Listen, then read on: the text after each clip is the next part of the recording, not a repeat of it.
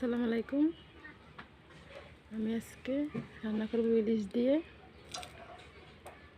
মিষ্টি কুমড়া। পেঁয়াজ রসুন দিয়ে দিলাম।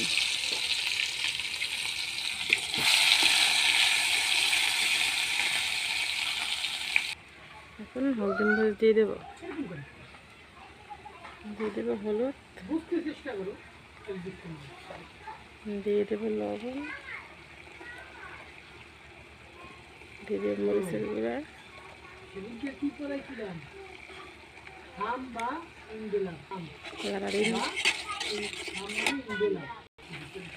মাছগুলো এখন দিয়ে দিব।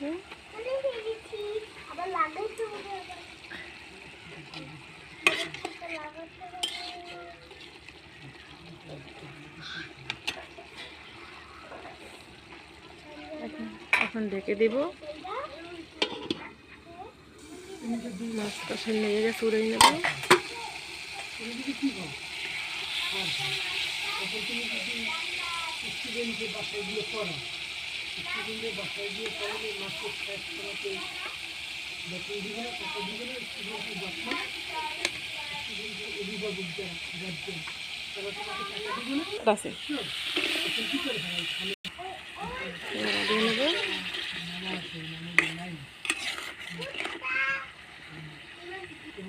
এখন ঢেকে দিব।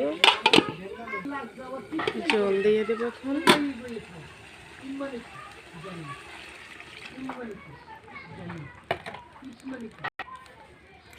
মাছগুলি দেখে দিব।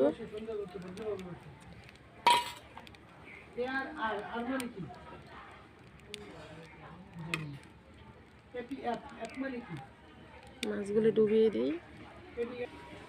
দেখে নেব। ধনিয়া পাতা দিয়ে দেবো।